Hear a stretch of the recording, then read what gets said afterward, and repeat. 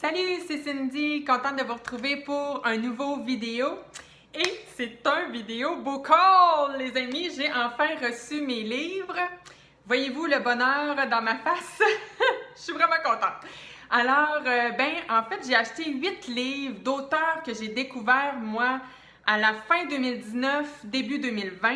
C'est pas nécessairement des auteurs qui viennent de commencer à publier, non, c'est plutôt même pour la plupart des auteurs que je découvre vraiment sur le tard, mais qui m'ont donné le goût en fait, il fallait que je lise un autre livre de ces auteurs, donc ça en dit long sur ce que j'avais pensé du premier livre que j'ai lu de ces auteurs.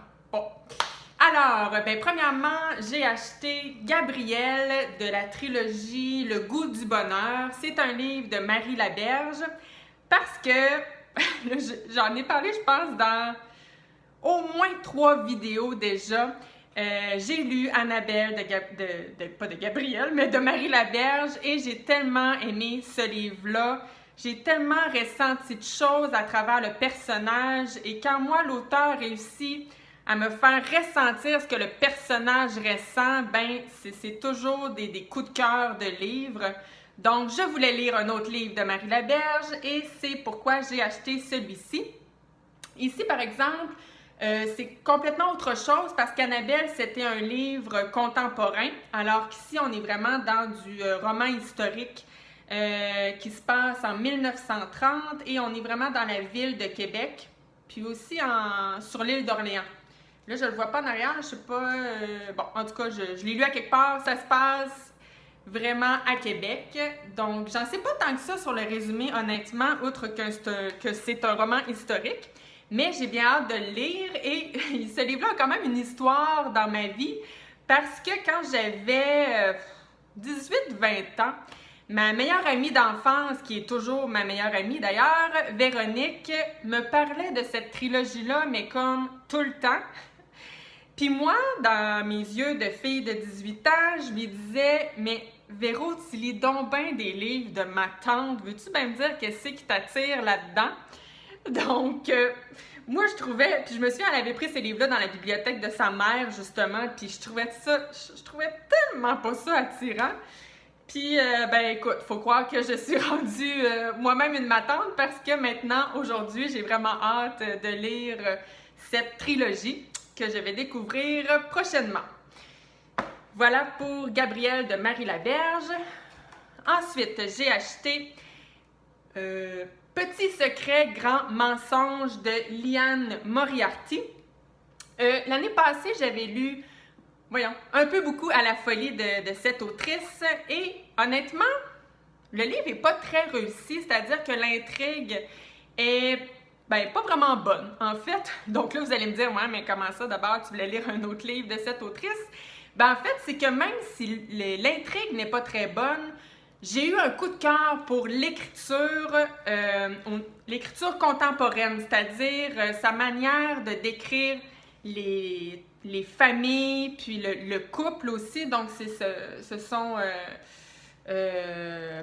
Donc, c'est vraiment au niveau de l'écriture contemporaine que je sais pas, il s'est passé quelque chose.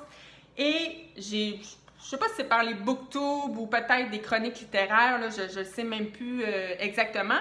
Mais j'avais vu à un moment donné que celui-ci, c'était justement son moins bon à cette autrice-là. Donc là, je me suis dit, attends un peu. Si lui, c'est son moins bon, je vais lui donner une autre chance, étant donné justement que j'ai tant aimé son écriture. Et on m'a dit que celui-ci, c'était son meilleur. Donc là, si on prend l'écriture de cette autrice avec une intrigue qui est réussie, d'après moi, ça doit être un petit bijou de livre. Le seul petit problème, c'est que j'ai vu la série télévisée, moi, Big Little Lies, qui est réalisée par Jean-Marc Vallée, j'espère ne pas me tromper, qui est inspirée de ce livre-là. Je ne sais pas à quel point c'est exactement pareil, mais c'est sûr que je connais la fin. Donc, ça va me briser un petit peu le plaisir de lecture, là. C'est ce qui est dommage. Mais quand même, j'ai vraiment hâte de redécouvrir cette autrice-là à travers ce livre. Donc, Petit secret, grand mensonge. Autre livre que j'ai pris, que j'ai tellement hâte de lire, c'est La tendresse attendra de Mathieu Simard.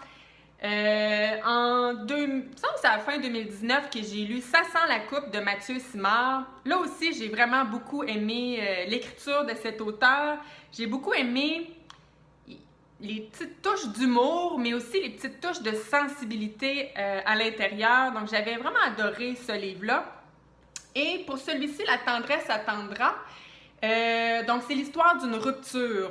J'en sais pas tellement plus, mais il me semble que j'ai vu sur Instagram quelqu'un dire que... Il me semble que j'ai vu un avis sur ce livre-là qui était très, très, très positif. Je me souviens plus c'est qui, malheureusement. Mais j'ai très hâte de lire ce livre-là. Donc, non seulement la plume de Mathieu Simard, mais en plus, moi, j'avoue que le sujet... l'évolution du sentiment amoureux, moi, c'est un sujet que je trouve très riche et qui me captive beaucoup.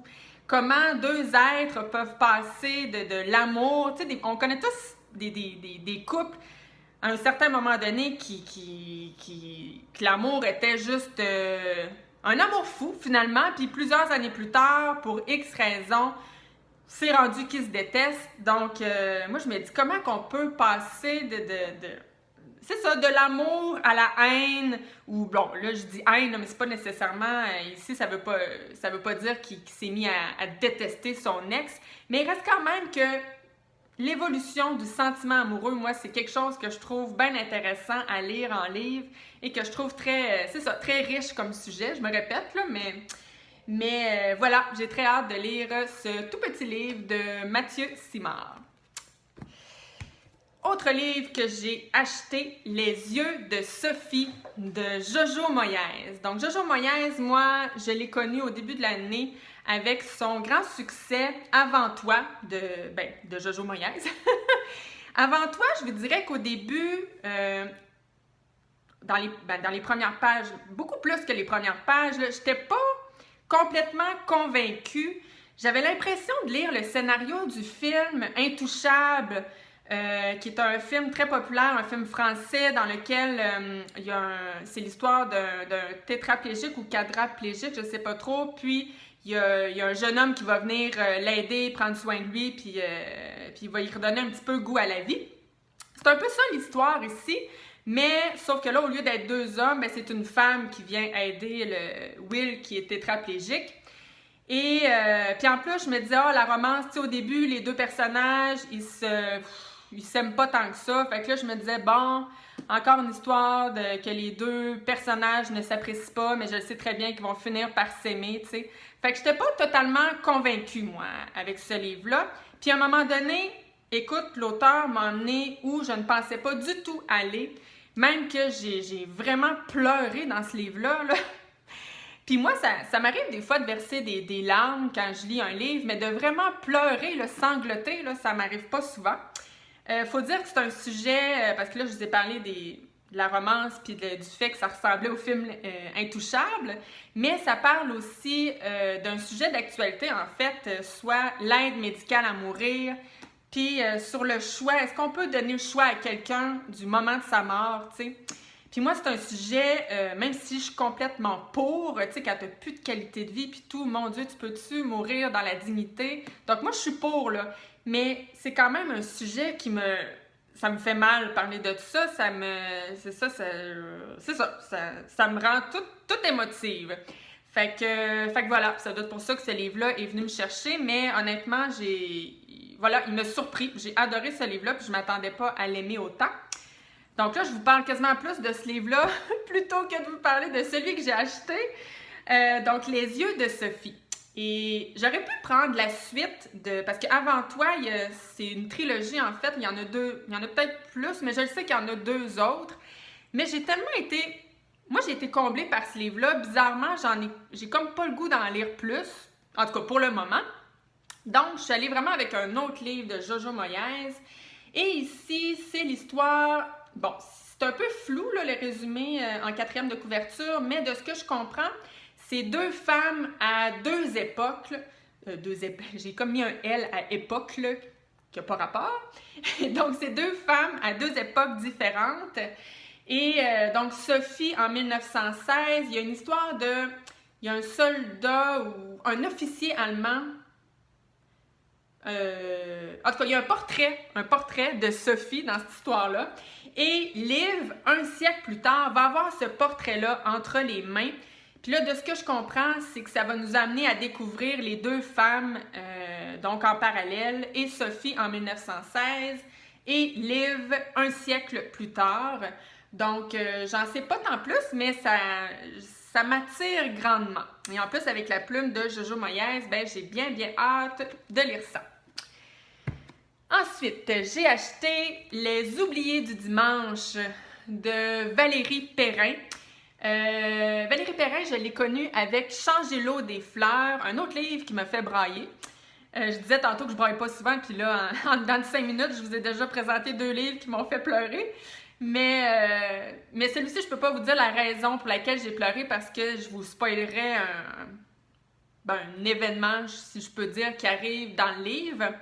Mais ici, dans ce livre-là, c'était vraiment l'évolution des personnages, les deux personnages principaux. J'ai comme l'impression, au début du livre, là, ils ont plein de couches protectrices autour d'eux, tellement ils ont vécu de choses dans leur vie. Et peu à peu, on va enlever les couches grâce à l'écriture de Valérie Perrin, qui est extrêmement sensible, et on va apprendre à connaître les personnages, puis à les découvrir sous un autre regard.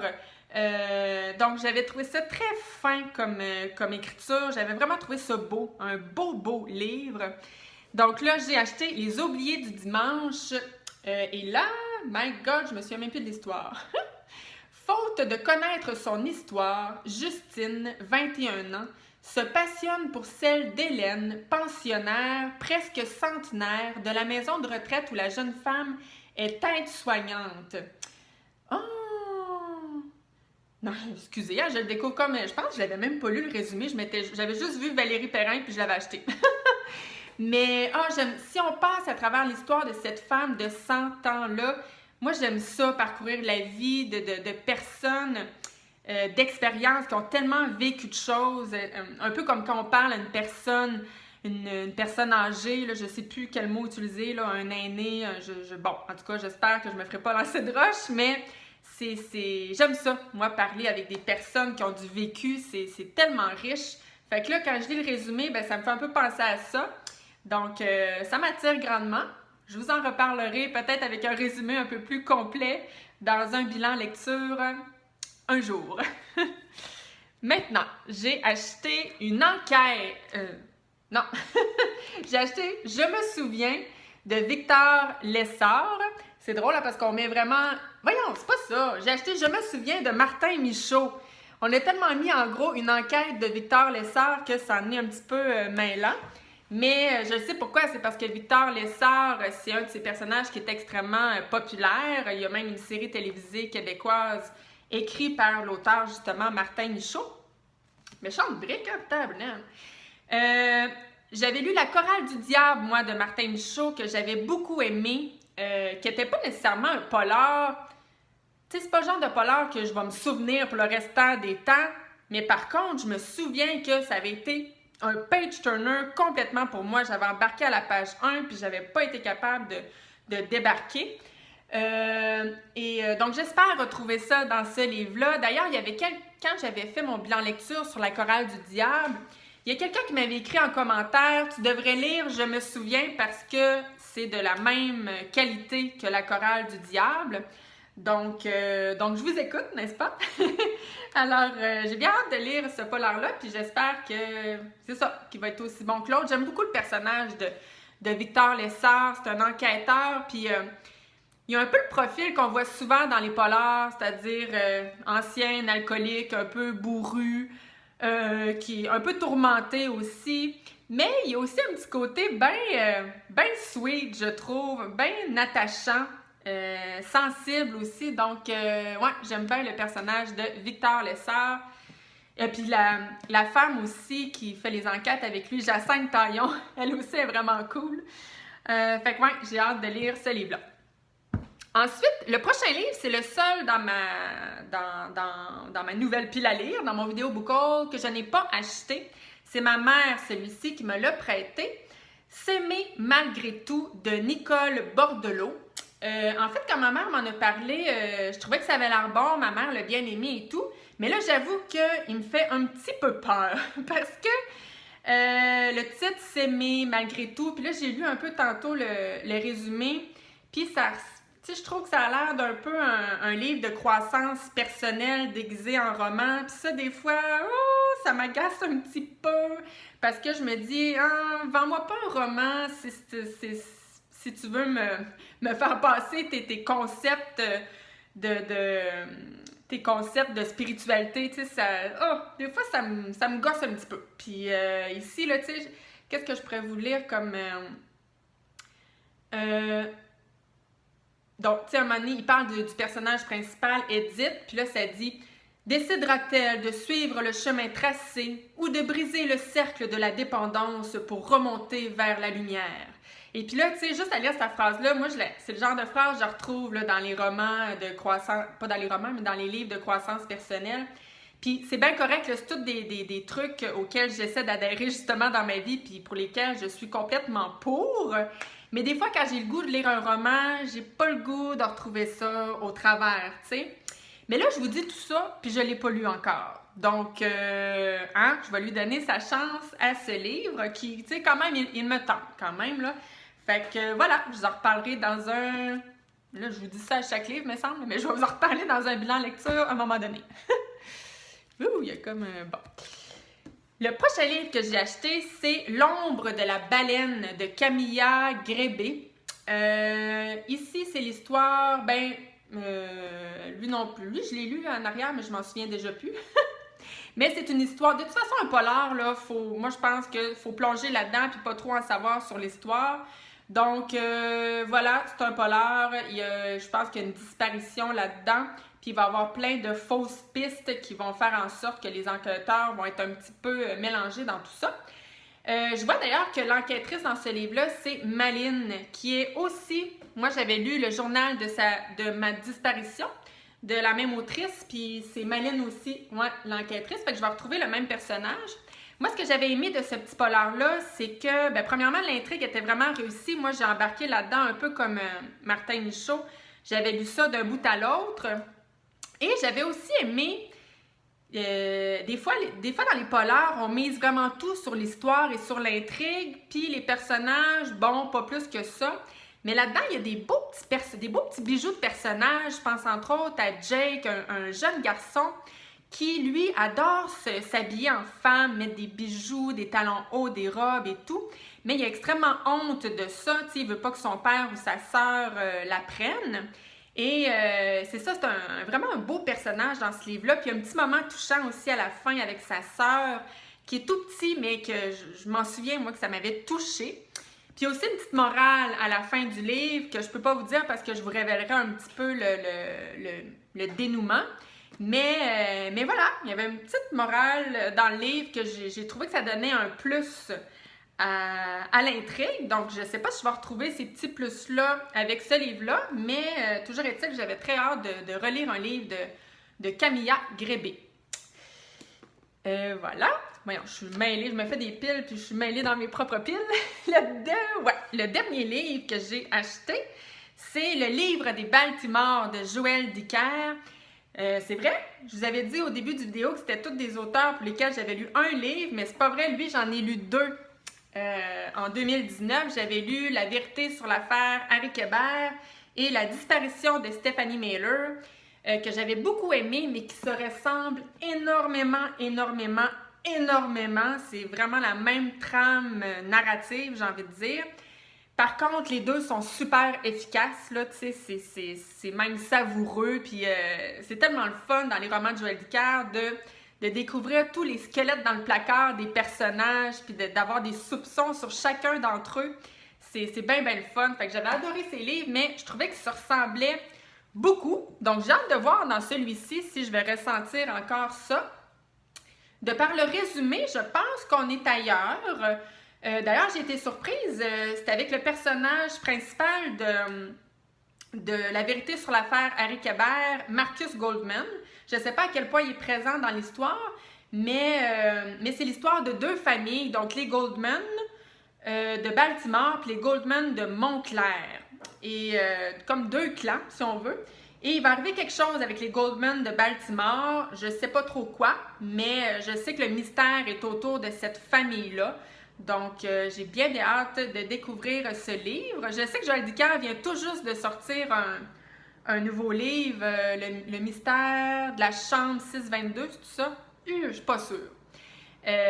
Donc voilà, fait que je vais lire lui. Si je l'aime, bien sûrement que je m'achèterai son tout nouveau bientôt. Donc, ben voilà, ça fait le tour de mon fameux, c'est ça, de mes derniers achats que j'attendais depuis, je pense, 2 mois, si je me trompe pas. J'ai vraiment hâte de les lire et j'ai hâte aussi de venir vous en parler. Si vous êtes intéressé par mon avis lecture sur ces beaux livres-là, ben je vous invite à vous abonner à ma chaîne. Et sur ce, ben on se dit à la prochaine. Bye bye!